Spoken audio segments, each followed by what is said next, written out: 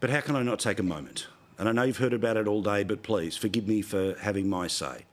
Today was an extraordinary day for those of us that have followed the story of Donald Trump and care about the future of the United States. Put simply, today can be described in a series of images.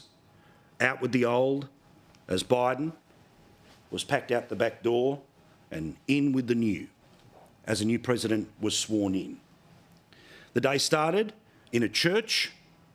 It ended in a spectacular series of ballroom dances. It was a day of endless ceremony, something that America is unique in its ability to mesh many parts of its culture with its politics. Of course, the Brits do things beautifully for the royals, and there are plenty of places in other parts of the world that do a good ceremony, but when America turns it on, unsurprisingly, they always turn it up to 11. Which is why I loved that the speech that Donald Trump delivered in the early hours of this morning Australian time, bang on midday in Washington, DC, it annoyed all the right people. He stood right in front of the person who wanted to be president and the current president and just verbally smacked them about the room. Put simply, their behaviour, their actions over the past 4 years gave a rebirth to Donald Trump and created the very moment that they had to sit through today. A speech that was watched by the powerful, be they financial and business tycoons or the people who have had their turn at leading the United States.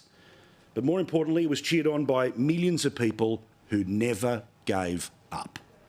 People who took to heart fight, fight, fight, win, win, win, and they had their moment to savour today. These people have lost friends, jobs, all the things that have come with supporting Donald Trump, but today was their day. And as always on momentous occasions or elections, I always try to circle in on to 5 things to remember, 5 things that we've learnt, 5 things that stood out to me. And again, some of these will be different than what you have heard all day long. This is the biggest story in the world. Why wouldn't we give it the coverage that we have, both live, which started this morning at 3 o'clock.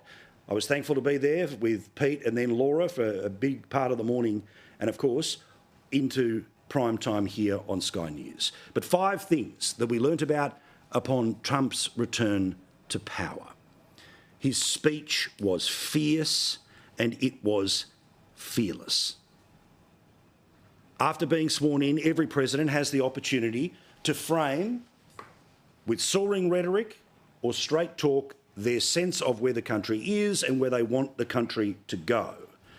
For the soaring rhetoric part, the bit for the history books, the grab that is played in the montages for years to come, this was Trump's effort. The golden age of America begins right now.